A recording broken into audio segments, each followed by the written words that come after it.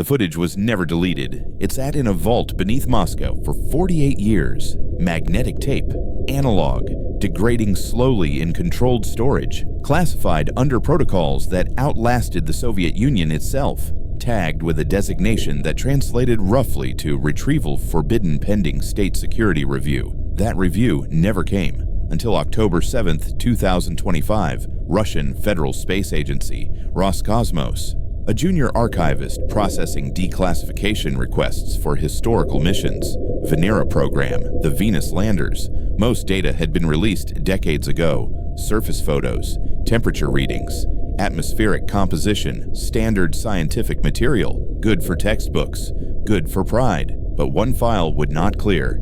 VENERA-13 landed March 1, 1982, survived 127 minutes on the surface, transmitted color images, recorded sound, analyzed soil. A triumph of Soviet engineering. All data public, except for 23 minutes. The archivist flagged it, asked superiors, was told to leave it alone, asked again, was told more firmly. On the third inquiry, men in suits arrived, removed the tape, told him to forget he had seen the file number. He did not forget. He told a friend. The friend told a journalist. The journalist filed a Freedom of Information request under new transparency laws. The request was denied, then appealed, then elevated, then somehow approved. On November 3, 2025, the tape was released, not to the public, to a closed scientific review panel. 12 experts, planetary scientists, engineers who had worked VENERA missions, one representative from the military, one from state security,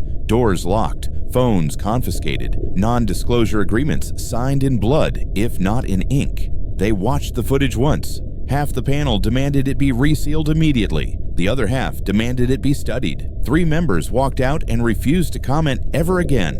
The tape leaked 4 days later. Low resolution, compressed, watermarked, posted to an obscure file-sharing board used by Russian aerospace enthusiasts. No context, no explanation, just 23 minutes of grainy video labeled VENERA-13 Final Transmission Segment. It spread slowly at first, then faster, translated, analyzed, re-uploaded. Within a week, millions had seen it. What they saw did not make sense.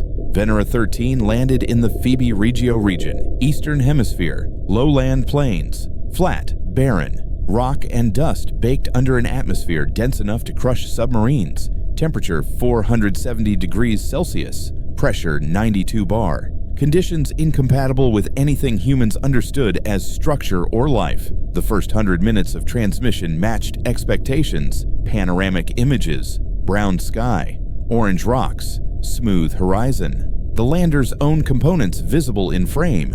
Lens cap ejected, color calibration bar, normal. Then at timestamp 104 minutes 12 seconds, the camera panned left. Standard sweep. Automated, capturing full environmental data. The image rotated, dust, rocks, haze, then something else, a shape, vertical, geometric, distant, perhaps 800 meters from the lander, barely visible through the thick atmosphere, but there.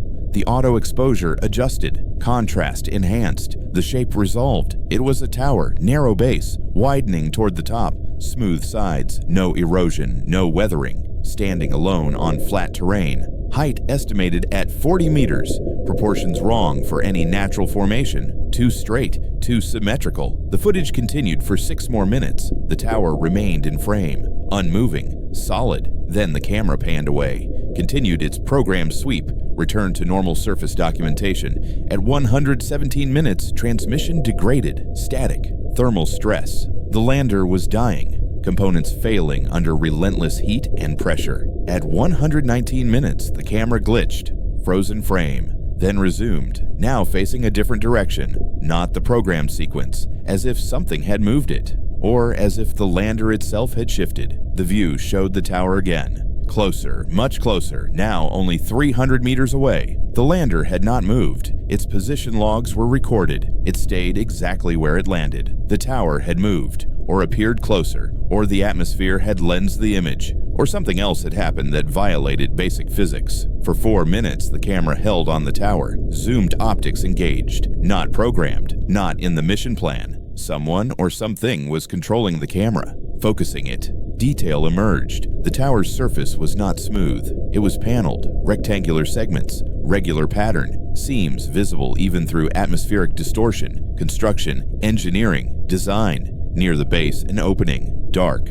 rectangular, a door, or a vent, or an access port. The footage showed no movement, no lights, no activity, just the structure, standing, existing where it should not. At 123 minutes, audio changed. VENERA-13 carried microphones, recorded the wind, the first sound ever captured from another planet. Low rumble, constant. The dense atmosphere transmitted noise differently than Earth. Everything sounded muffled, distant. But at 123 minutes, a new sound appeared. High frequency tone, pulsing, regular interval, 4.2 seconds between pulses. The same interval Europa used, the same rhythm 3I/Atlas had transmitted, the same pattern found in every anomaly discovered across the solar system in the past 3 years. It was not wind, not mechanical noise from the lander. It was external, directional, coming from the tower. The tone continued for 2 minutes, then stopped. At 125 minutes, the camera feed cut to black. Not static, not failure, clean cut. As if someone hit a switch, audio continued, sounds that should not exist on Venus. Scraping, metallic, rhythmic, like footsteps on stone, like something walking, slowly, deliberately, getting closer. The lander's seismometer registered vibrations, faint, regular, matching the audio. Compression waves through Venusian rock, something heavy, moving toward the lander.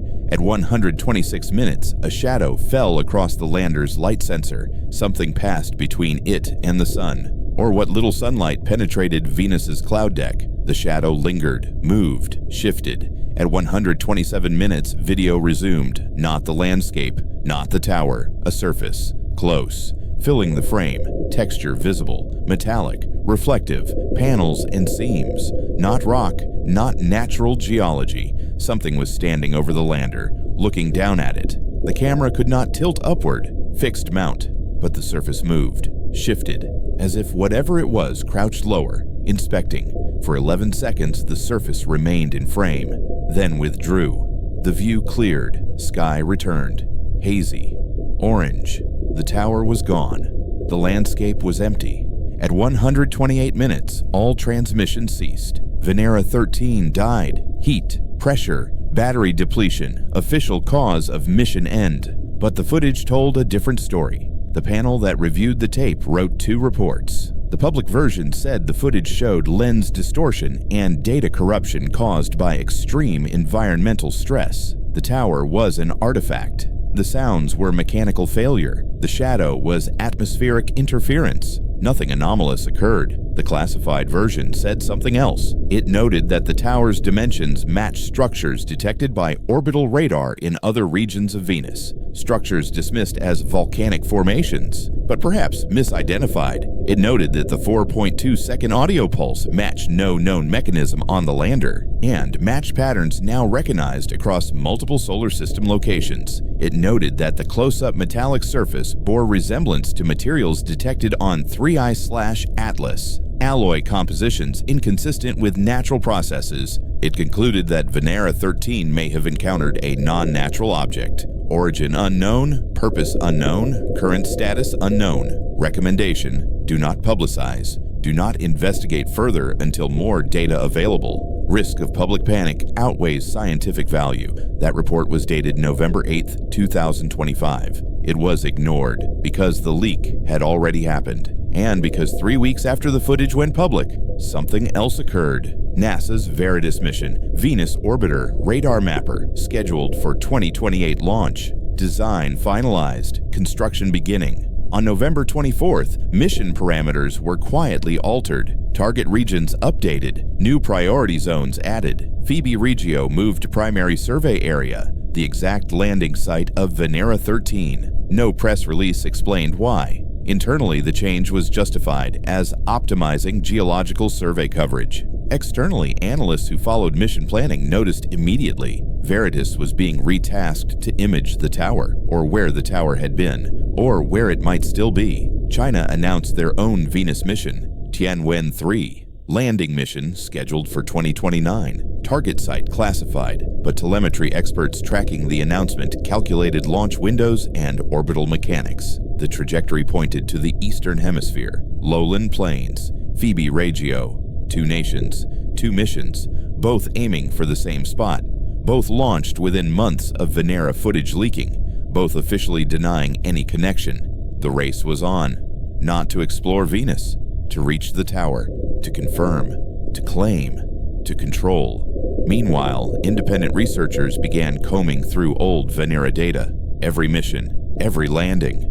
13 probes total, 7 successful surface landings, hours of imagery, decades of archived data. Patterns emerged. VENERA-13, 1975, transmitted for 53 minutes. Final 30 seconds showed distant vertical anomaly before signal loss, dismissed as compression artifact. VENERA-10, same year, different site. One image contained geometric shadow, inconsistent with surrounding terrain. Filed, forgotten. VENERA-14, 1981.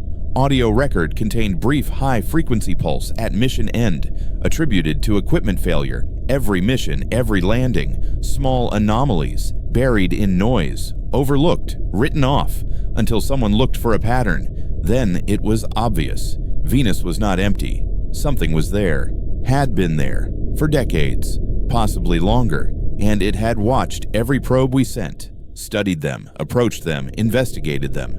Just as we investigated Mars, just as we sent rovers to catalog rocks, they sent whatever they were to catalog our machines. The implications were staggering. If structures existed on Venus, if something built them, if that something still operated under an atmosphere that melted lead and crushed steel, then the assumptions about where life could exist were wrong, or the things on Venus were not alive, not biological, machines, like 3I/Atlas, like the grid in the Oort cloud, like the fragments orbiting Jupiter. Venus was another node, another outpost, another piece of a network we were only beginning to see, a network that spanned our solar system, that had existed long before humans looked up, that waited in places we thought were hostile, empty, dead. But they were not dead. They were occupied, and we had just broadcast to the universe that we knew. By releasing the Venera footage, by retasking missions, by scrambling to reach the tower, we announced our awareness. And somewhere beneath Venus's crushing sky, in heat that vaporized metal, among pressures that flattened mountains, something received that announcement and decided what to do about the curious species that kept sending fragile machines into places they did not belong. December 1st, 2025, Magellan orbital data was pulled from Deep Archive. The spacecraft had mapped Venus in the early 1990s. Synthetic aperture radar pierced the cloud deck, imaged 98% of the surface, resolution down to 100 meters. The data had been public for decades, used for geology papers, planetary science textbooks, nothing controversial, until someone applied new filters, machine learning algorithms, trained to recognize artificial structures, the same tools used to find archaeological sites on Earth from satellite imagery, adapted for Venus, run against 30-year-old Magellan radar maps. The results came back in 4 hours. 643 anomalies flagged. Most were false positives. Volcanic domes, lava channels, natural formations that happen to have straight edges or right angles. Coincidence? Pareidolia, the algorithm seeing patterns that were not there, but 37 anomalies could not be explained. Geometric shapes, perfect circles, straight lines spanning hundreds of kilometers, grid patterns, all in regions with no tectonic activity to account for such regularity, and every single one radiated slightly higher thermal signature than surrounding terrain, 2 to 5 degrees hotter, consistent across all 37 sites. Active systems, or residual heat from something still operating beneath the surface. The analysis was published on an open preprint server, no peer review, no institutional backing, just raw data and coordinates. The paper was titled Evidence of Non-Natural Structures on Venus from Magellan's Synthetic Aperture Radar Analysis. It stayed online for 6 days before being pulled. Publisher claimed terms of service violation. Author claimed censorship. Copies spread anyway. Space agencies went silent. NASA declined comment. Roscosmos declined comment. SA issued a bland statement about the need for rigorous peer review before drawing conclusions. China said nothing. Behind closed doors, verification began. Every space-capable nation with radar assets retasked them, Earth-based systems, orbital platforms, anything that could penetrate Venus's atmosphere and image the flagged coordinates. Independently, quietly, they all confirmed it. The structures were real. December 19, 2025, an emergency session convened, not public, not official, representatives from 14 nations, intelligence liaisons, military space command, civilian space agency leadership, all under non-disclosure. The question on the table was simple. What do we do? Scenarios were presented. Option 1. Assume the structures are ancient, abandoned, relics of some long-dead civilization or automated probe network that ceased functioning millennia ago. No threat, pure archaeology. Option 2. Assume they are active but non-hostile, monitoring systems, observational infrastructure. They have not attacked, they have not interfered. Treat them as neutral until proven otherwise. Option 3. Assume they are part of the broader network, connected to 3I/Atlas, to the Oort cloud grid, to the fragments around Jupiter, to the nodes in Earth orbit. A coordinated system with unknown intent, potential threat. Prepare accordingly. Consensus fell apart along national lines. Western intelligence favored Option 3, argued for defensive posture, increased space militarization, preparation for conflict. Russia leaned toward Option 2, wanted communication attempts, diplomatic approach, avoid escalation. China said nothing during the session, but satellite tracking showed they had already launched 2 classified payloads. Trajectories pointed toward Venus. Fast transit. Arrival in 6 months. They were not waiting for consensus. They were going. January 2026. VENERA-13 landing site was imaged again, this time by ground-based radar, Arecibo's successor, upgraded Chinese array, European bistatic system, all focused on Phoebe Regio, coordinates where the tower had been seen. Resolution was poor. Venus is far. Atmosphere is dense. But the systems were sensitive. They found something. A reflective anomaly. Small, vertical, right where VENERA-13 had transmitted its final footage. Radar return consistent with metal, not rock, not natural surface. The tower was still there, or something was. 43 years after being photographed, still standing, still present. Dimensional analysis suggested it had not moved. Same height, same position, unchanged despite surface temperatures that should deform any known material over decades of exposure. Whatever it was built from was beyond current human engineering. The data was classified immediately, but analysts talk, whispers spread. Online communities dedicated to the VENERA footage compared notes. Amateurs with access to university radar arrays conducted their own scans, lower resolution, but confirmatory. The tower became an open secret. Everyone in the aerospace community knew. No one in government admitted it. February 9, 2026. 3I/Atlas completed its flyby of the inner solar system, exited past Mars, heading back outward, mission complete. Or so it seemed. But trajectory analysis showed something odd. The comet was not leaving on a hyperbolic escape orbit. It was not headed back to interstellar space. Its path curved, elliptical, bound to the solar system. Destination, Venus. Arrival, August 2027. Closest approach, 400,000 kilometers. Too close to be coincidence. The interstellar visitor that had triggered the awakening of Europa, that had deployed fragments around Jupiter, that had brought attention to the network hidden across the solar system, was heading directly toward Venus, toward the towers, toward whatever waited beneath the crushing atmosphere. The pattern was undeniable. 3I/Atlas was not a random visitor. It was a courier, a messenger, traveling between nodes, activating systems, delivering instructions. It had come from the Oort cloud grid, past Earth, interacted with Mars, deployed assets at Jupiter, triggered Europa's response, and now it was returning to Venus, closing the loop, completing a circuit we had unknowingly been inside all along. March 2026.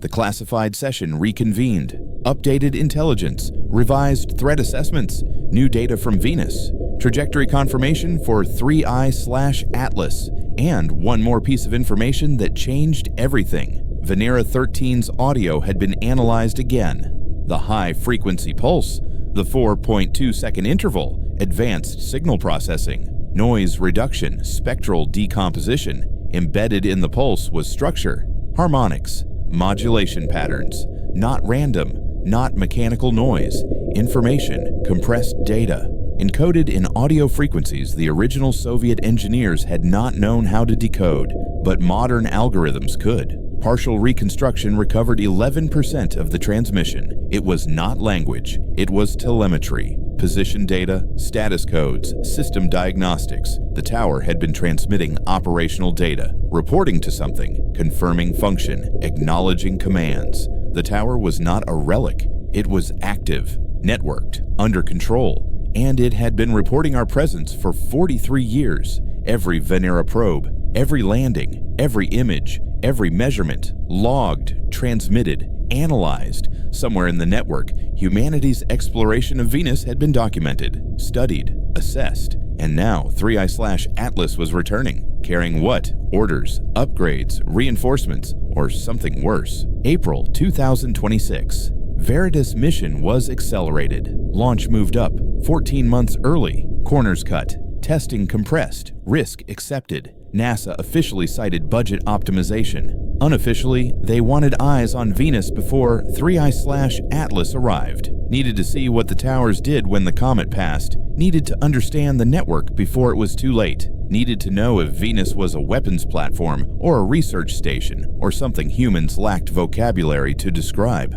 China's Tianwen-3 mission was also accelerated. Same timeline, same reasoning. Both missions now scheduled for June 2026. Both targeting Phoebe Regio, both arriving months before 3I/Atlas. The race was not secret anymore. It was existential. May 2026, ground-based observation detected thermal changes on Venus. Multiple sites, the 37 anomalies flagged earlier, all showing temperature increases, small, 1 to 3 degrees, but simultaneous, coordinated. The structures were warming up, activating, preparing for something. Atmospheric composition monitors detected subtle changes, trace gases shifting, ratios altering, nothing drastic, but measurable, as if something below the surface was venting, or processing, or breathing.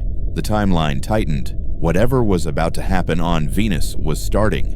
Not in August when 3I/Atlas arrived. Now, Veritas and Tianwen-3 were still weeks from launch. Too slow. Alternative options were considered. Emergency probe, minimal payload, fast trajectory. Arrive in 3 months. Just cameras and radar. One-way mission, crash landing. Transmit what you can before destruction. Budget authorized. Mission greenlit. Launch May 28th.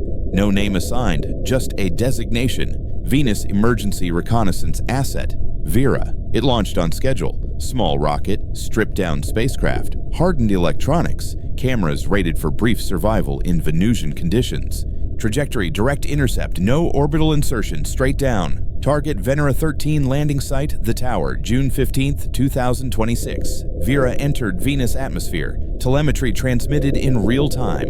No delays, no storage. Immediate broadcast. If the probe died, the data survived. Descent was brutal, heating, deceleration, turbulence. The spacecraft was not designed for gentle landing, just survival long enough to see. Altitude 30 kilometers, cameras activated, imaging through clouds, murky, brown, thick. Altitude 20 kilometers, temperature rising, pressure increasing, structure groaning.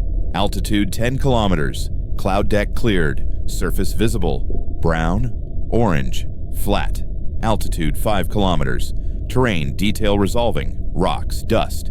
Altitude 2 kilometers, the tower was visible, not just 1, 7.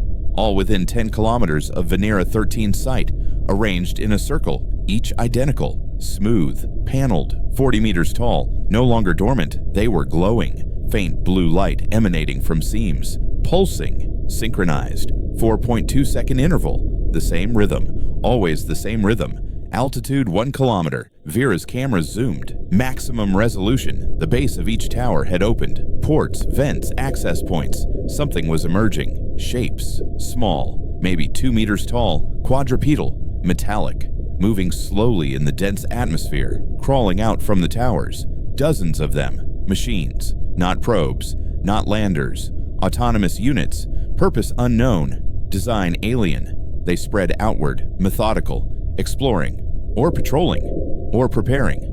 Vera continued descent. Altitude 500 meters. The machines noticed. All of them stopped, turned, oriented toward the descending probe. Altitude 200 meters. One machine raised an appendage, pointed. Altitude 100 meters. Bright flash. Energy discharge. Beam weapon or laser or something else. Vera's camera feed distorted, static, then cleared. Altitude 50 meters. Impact imminent. The last frame transmitted showed the ground rushing up, and in the corner of the image, one tower, close, too close, the door at its base fully open. Inside, visible for half a second, structure, chambers, levels, descending deep underground. The tower was not a tower, it was an entrance to something vast, beneath Venus, beneath the heat, beneath the pressure, a network, a facility, a city, built by things that did not fear 470 degrees and 92 atmospheres, because they were not organic. They were engineered for this, for Venus, for hell. And they had been there all along, watching us try to survive on the surface for minutes while they thrived below for millennia. Vera transmitted for 9 seconds after impact. Audio only, video destroyed. The sound was unmistakable. Machinery, movement, scraping, grinding. Something dragging the wreckage, taking it inside. Then silence. Mission controllers stared at blank screens. Nobody spoke for 4 minutes. Finally, one analyst broke the quiet. They have been waiting. For what? For us to get close enough to take. 2 weeks later, Veritas launched.